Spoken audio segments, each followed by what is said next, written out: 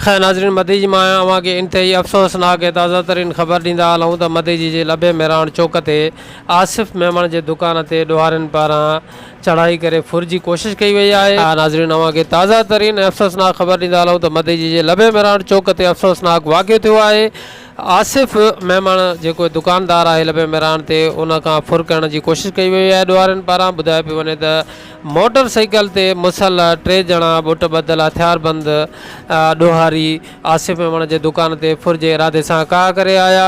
मुज़ाहिमत ते उते दुकान ते वेठल संदन जो भाउ जेको इरफान मेमण आहे, फिरजन वारो इरफान मेमण वलद अरबाब मेमण, जंहिंखे गोलियूं हणी ज़ख़्मी कयो वियो आहे, जॾहिं त उन सां गॾु राहगीर आहे या दुकान ते वेठल 12 साला मोहम्मद बख्श वलद बशीर अहमद जूणे जो खे गोलियूं हणी ॾोहारनि ज़ख़्मी करे विधो आहे। ज़ख़्मियुनि खे फौरी तिबी इमदाद जे लाइ मदईजी इस्पताल आंदो वियो।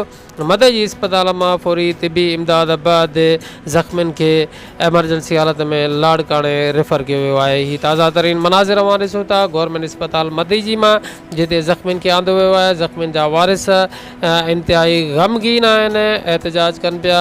ज़ख़्मियुनि खे इमदाद ॾिनी पई वञे, तिबी इमदाद ॾियण खां पोइ ज़ख़्मियुनि खे लाड़काणे इस्पताल मुंतक़िल कयो वियो आहे।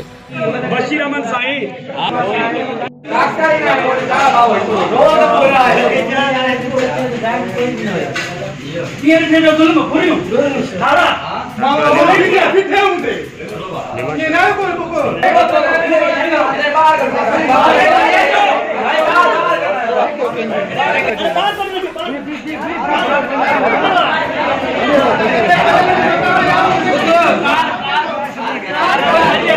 गाड़ी कराया राजा का था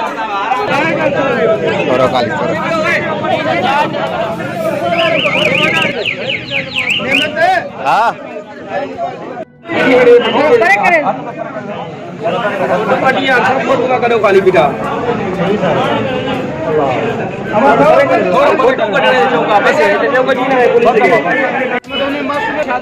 हाणे मां त मोकिलो रेफर कयो उसने हेलो नहीं हेलो ना लोगों ने